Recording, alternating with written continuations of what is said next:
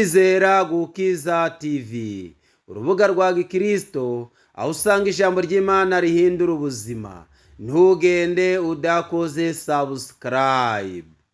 Wigeze urota inzozi ubyutse wibaza icyo zisobanuye? Menya ko Imana ivugana n'umuntu binyuze no mu nzozi. Ntucikwe n'iki kiganiro, turagufasha gusobanukirwa icyo Imana yashakaga kuvugana nawe cyangwa se icyo Imana yashakaga kukubwira. Si inzozi zimwe, si inzozi zose, zimwe ziba zivuye ku Mana kandi zirimo ubutumwa bushobora guhindura ubuzima bwawe. Niyo mpamvu udakwiriye kwirengagiza cyangwa se ngo ufate izo nzozi uterere iyo ngiyo. Zimwe ziba zivuye ku Mana, Imana ivugana nawe, izindi ziturutse ku mitekerereze y'umuntu. Yobu 33:14 ukageza kuri 15 haravuga ngo Imana ivugana n'abantu bayo binyuze no mu nzozi. Niba ushaka gusobanukirwa byinshi ku bijyanye n'inzozi warose, kora subscribe kuri channel yacu, kore na share nyuma yo kumva iki kiganiro kugira ngo usangize abandi iyi video. Imana iguhereze umugisha. Muri episode ya mbere ngiye kubabwira inzozi 3. Tuzagenda tubabwira n'izindi mu biganiro byacu bikurikiyeho. Inzozi za mbere duheraho ni igihe warose utwaye ikinyabiziga cya moteri icyo ari cyo cyose. Birashoboka ko ari indege, imodoka cyangwa se moto. Hari n'amagare ya moteri. Ahangaha hari mu buryo bubiri. Ikinyabiziga gishobora kuba kiri kugenda neza nta kibazo, ari wowe ugitwaye, utwaye abantu cyangwa se wowe bagutwaye. Iyo icyo kinyabiziga kirimo kiragenda neza ugitwaye, menya ko uhagaze neza mu buryo bw'umwuka, ariko nturangare, ukomeze ube maso, usenga Imana.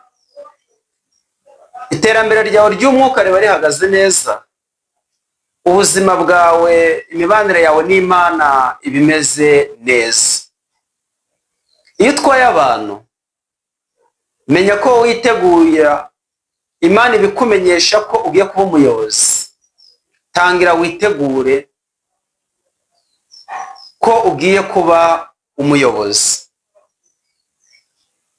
Iyo ikinyabiziga cyangwa kugenda, menya ko watakaje ibihe, nta mbaraga z'umwuka uba ugifite. Umwuka w'Imana uba warakuvuyemo. Moteri yawe yo mu mwuka iba ishaje, iba idagifite imbaraga. Icyo ni igihe utwaye ikinyabiziga cya moteri kitagenda cyangwa se wowe utwawe. Ibyo byose bisobanura ko moteri yo mu mwuka wawe idahagaze neza. Kurota wambaye ubusa. Kurota wambaye ubusa, menya ko waguye, wasubiye inyuma, warakiraniwe, ubwiza bw'Imana buba bwarakuvuyeho. Menya ko uhagaze mu nshuti zitari nziza. Menya ko wagendeye mu kigare. Menya ko hari izindi mbaraga zakwinjiriye. Adamu na Eva bamaze kurya ku giti Imana yababujije, ubwiza bw'Imana bwabavuyeho, bisanga bambaye ubusa.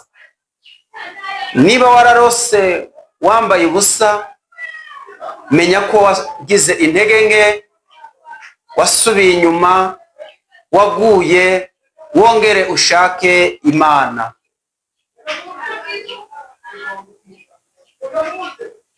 Inzozi za gatatu, kurota urwana n'umusazi.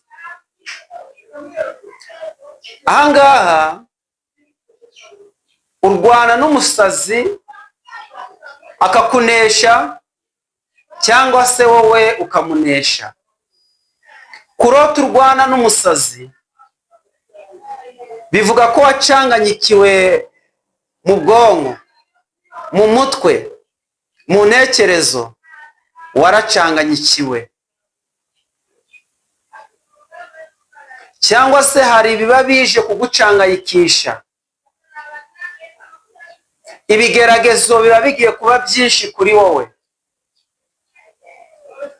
Nakunesha, icyo gihe ibigeragezo bizaza, ariko ubigireho powerful, ubineshe, ubisohokemo neza.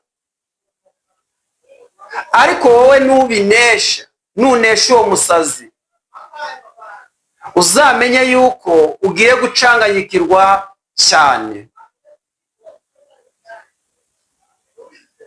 Ese muri izi nzozi hari izo uheruka kurota? Hari izo warose?